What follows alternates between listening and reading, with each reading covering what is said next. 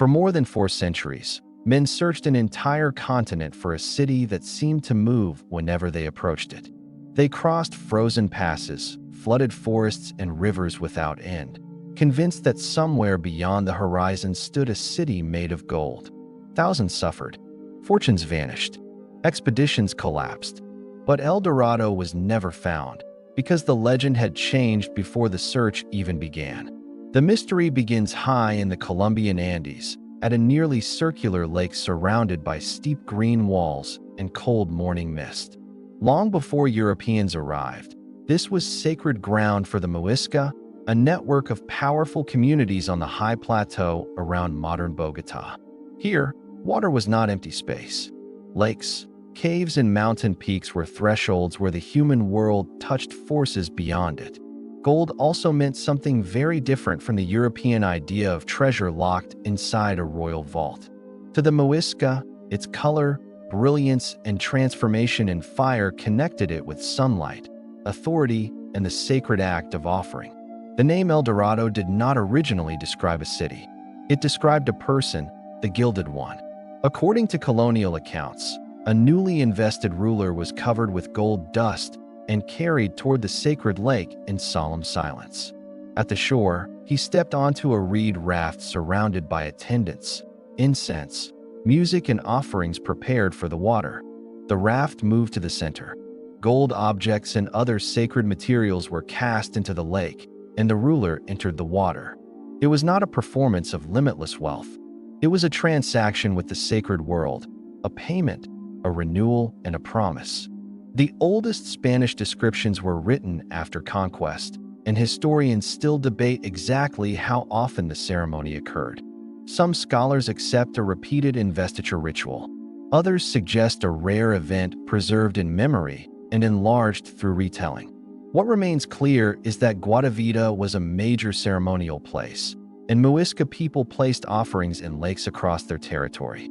The Muisca were famous gold workers, but their homeland did not contain the vast gold mines Europeans imagined. They obtained gold through far-reaching trade, exchanging salt, textiles, agricultural goods, and crafted objects with neighboring peoples. Their artisans shaped tumbaga, an alloy of gold and copper, into delicate figures using sophisticated lost wax casting techniques. These figures were not polished as trophies. Their power came from the image, the material, and the act of placing them beyond human reach. But to Europeans arriving in the 16th century, every golden object appeared to point toward a larger hidden source. A sacred offering became evidence. A skilled trading society became a clue.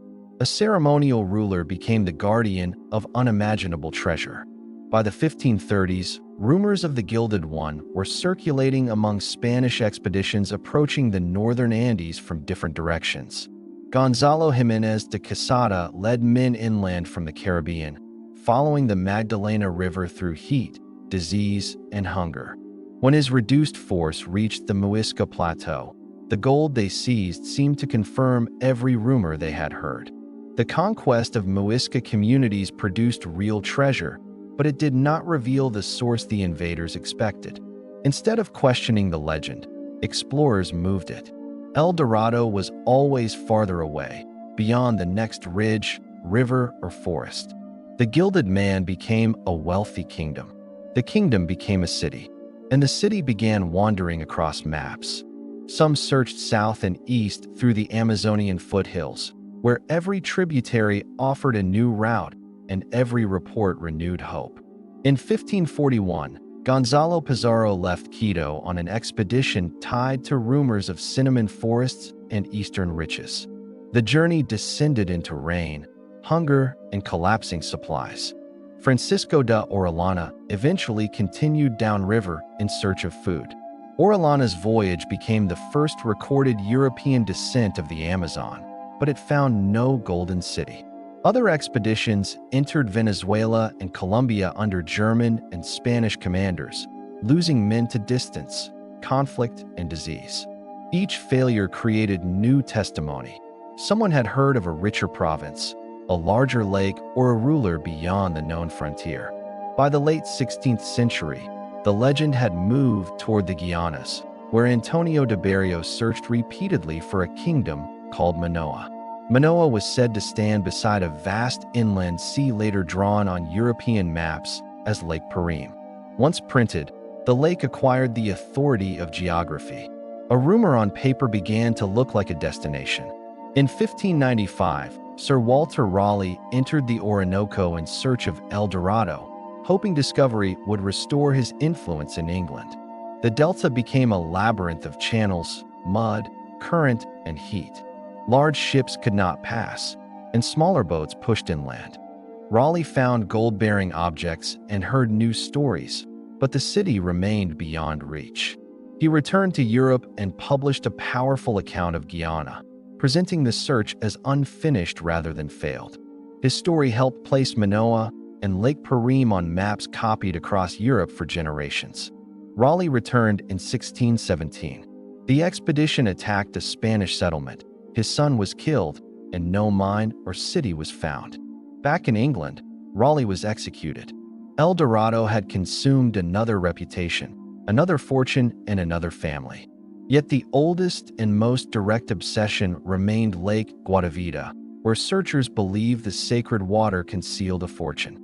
In 1545, laborers formed chains with containers and lowered the water enough to expose objects near the shore.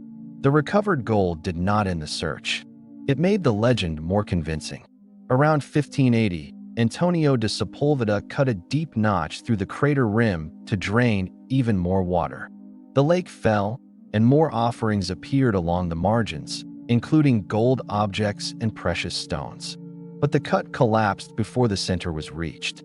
The deepest part of the lake kept its secrets. Centuries later, investors returned with industrial ambition, convinced that technology would succeed where conquest had failed. A British company drove a tunnel beneath the lake and drained much of the water in the early 20th century. The exposed mud hardened rapidly in the sun, making excavation difficult. The expected mountain of treasure never appeared. Objects recovered from the lake included pottery and ritual materials as well as metal, revealing a sacred site, not a submerged bank. In 1965, Colombia protected Guatavita as cultural heritage, placing the lake beyond legal treasure hunting. For years later, a remarkable object was discovered not in the lake, but inside a cave near Pasca. Inside was the Muisca raft, a delicate gold alloy sculpture showing a central leader surrounded by attendants on a woven platform. The object does not prove every detail of the colonial story, but its connection to a ceremonial raft is difficult to ignore.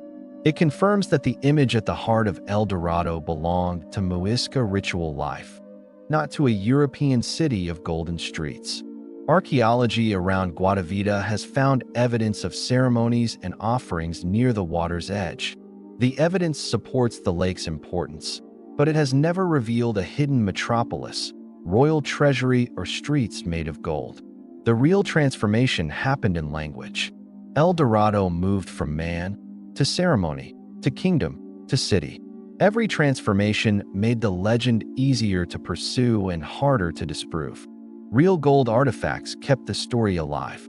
Empty spaces on maps gave it room. Imperial rivalry gave it money and ships. And human desire supplied the final ingredient, the belief that one discovery could erase every debt, defeat, and limitation. El Dorado survived because it was never only a place. It became a machine for turning uncertainty into promise. Even Lake Parime may have grown from misunderstood seasonal flooding in the Guyana savannas, magnified into an inland sea. By the 19th century, explorers such as Alexander von Humboldt challenged the lake's existence, and it faded from serious maps. But removing a lake from a map could not remove El Dorado from the imagination. Today, the phrase still describes the perfect discovery, the fortune, land, or opportunity that always seems one journey away. Yet the most important truth is not that Europeans failed to find a city. It is that they failed to understand what they had already found. They encountered a sophisticated society whose wealth was expressed through trade, craftsmanship, ceremony, and relationships with the landscape. They reduced that world to a single question: where is the gold? That question fueled invasion, forced labor, looting, and journeys that treated entire landscapes as obstacles between Europeans and treasure. The city of gold did not vanish into the jungle. It was assembled from a ritual, a misunderstanding, and centuries of ambition. At Guatavita, the water remains quiet, protected, and far more powerful than the fantasy imposed upon it. In Bogotá, the golden raft survives as a small object carrying an enormous history. It preserves the moment before the story was stretched across a continent, before the Gilded Man became an impossible city. El Dorado was real as ritual, memory, and desire. But the city no one could find existed only in the distance between cultures and in the hunger to believe.